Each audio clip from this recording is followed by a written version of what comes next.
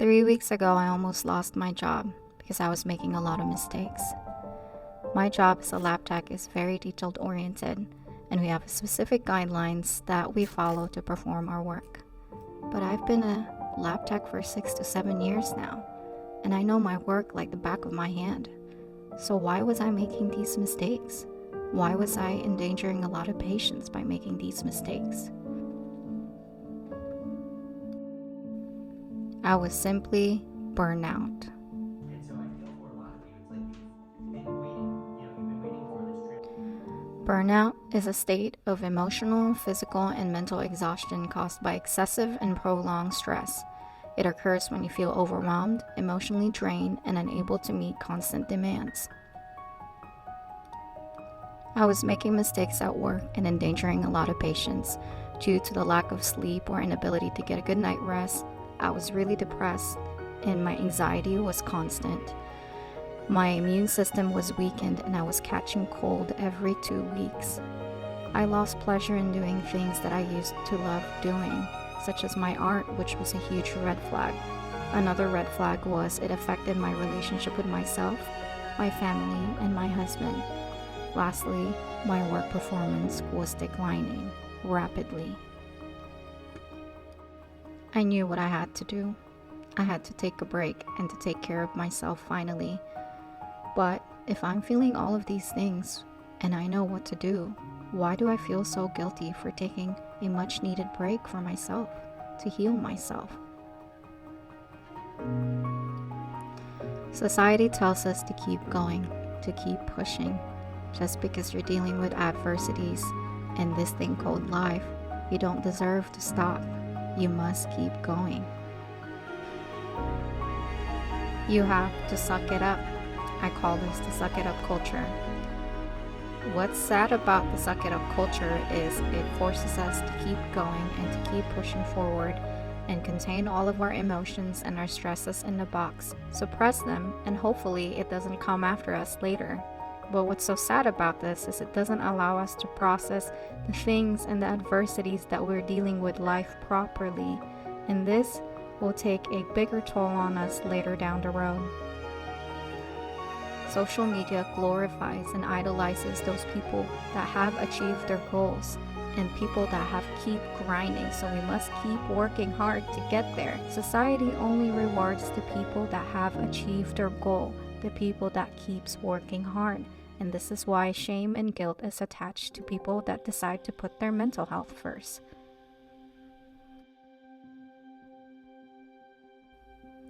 We are easily influenced by social media.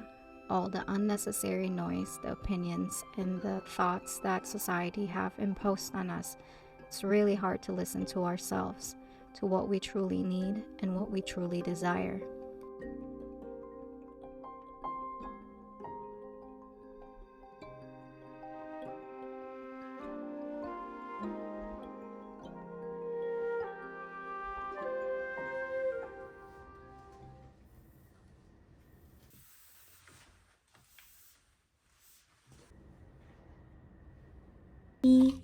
Hi. Hi. She just finished eating. So last night was the first time I used gouache and it was definitely intimidating. I was very hesitant with every strokes that I was making while I was working on this piece last night, and I'm looking at it this morning and I'm not happy with it. I really am so tempted to just get rid of it and start all over again. But after I watched more gouache YouTube painting tutorials and paid attention to how people made it in Pinterest as well, I think there might be a way for me to fix it. I really focused a lot on the lighter values while I was making this art piece, and I think what I'm gonna do is start introducing some more darker values so there's more contrast and it makes it more pop, and hopefully I can recover this piece. We'll see. In 1950s, Solomon Asch, a famous pioneer in social psychology, tested a phenomenon called groupthink bias. He gathered a group of college students and told them that they were given a vision test, all of which are actors except for one, which is the test subject. The vision test consists of comparing a series of lines. One is the shortest, one is the longest, and one that matches the target line. The actors sometimes gave the incorrect answers. The last person that was asked for this test was the subject, and 75% of the time, the subject gave the incorrect answer on purpose. It's natural for us to follow what everyone is doing, to follow the majority, to follow the flow and the grain of society. We do this because we need the sense of belonging. It's a primal instinct for us to belong in a tribe, to have a sense of security. So naturally, we don't want to stand out. But can you imagine if you take a moment and quiet down all those noise and actually listen to what you truly need? What truly makes you happy? Can you imagine how much you've actually been so exhausted being distracted by all these noises that we haven't listened to what we truly need? Can you imagine actually having a society that does the opposite, that facilitates and nurtures the needs and the wants of individuals rather than being trapped into this oneness that the society have put us all in a box, in a containment? Can you imagine what social media would look like if it actually prioritizes mental health, and for you to actually take a pause and rest when you need to, and to not put shame and guilt attached to that, because after all, you are human and you deserve rest and you need to rest. Our mental health and emotional well-being is just as important as our physical health. If you had a broken bone, you can't keep walking or can't keep using that arm. You must tend to your leg or your arm so you can keep using it. We must do the same thing when it comes to our mental and emotional well-being. My healing journey started with journaling, and I journaled a lot. I had to write down all of the thoughts that is in my head that's crowding it, so it's no longer adding to my stress. I had to be honest with myself. My friend Gabby actually put it in perspective and told me, do I respect my pain? And I don't, and I had to start respecting my pain. My pain was simply telling me that I have to learn my boundaries and I have to honor my boundaries. And this means saying no. This means taking 3 weeks off from work and actually taking care of my mental health before I completely fall apart. I had to learn how to be kind to myself. This means letting go of the little things, like not beating myself up that I haven't put on a YouTube video for a couple of weeks, or not doing the dishes for a couple of days, or letting the laundry sit for a couple of weeks. That's completely okay. And I have to put myself first and heal myself first and not beat myself up over these little things.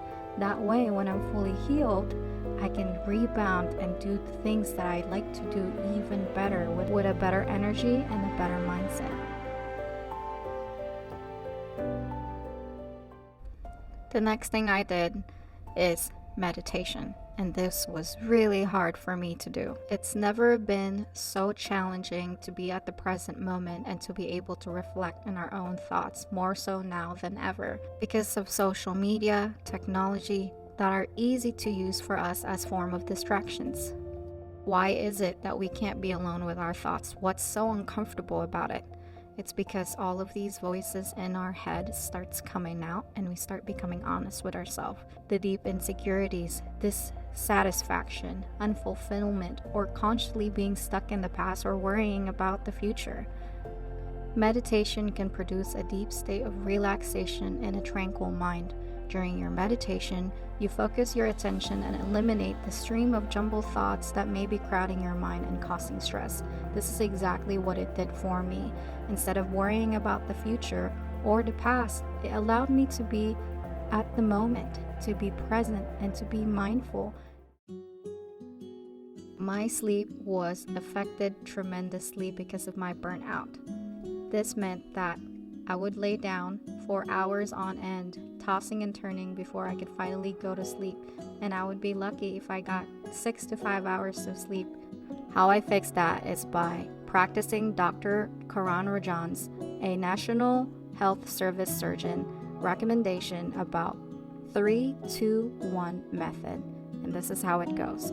3 hours before bed, you can't have any food or drinks. Alcohol stops you from having rapid eye movement to have a deep restorative sleep. Having a large meal before bed can actually increase the risk of acid reflux and indigestion, which can affect your sleep quality. 2 hours before bed, you have to stop working. How I do this is I set an alarm and I pick up my favorite book for that night or whichever I'm reading for the week, and I start reading that. And this helps me unwind. This helps kind of calm down the thoughts that's running in the background. 1 hour before bed, you have to stop the blue screen. This means no more scrolling in TikTok, no more scrolling in Facebook or Instagram, or watching Netflix. And the reason for that is because blue screen actually affects our body's natural way of releasing melatonin, which is really important for you to get to sleep. Another thing that you can do to help you with your burnout is to get some form of movement. This doesn't have to be anything crazy. You don't have to go out there and get a gym membership. You can do something simple as walking your dog out, or if you don't have any pets, going out on the walk by yourself. And this is really important because this helps us release endorphins, which is our feel-good hormones, and it makes a huge difference to start feeling good about yourself, to just get out there and be out of your head, be outside the house.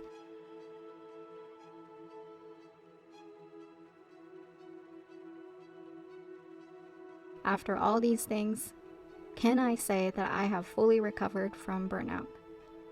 Right now, no, but I'm proud to say that I'm definitely on my way there.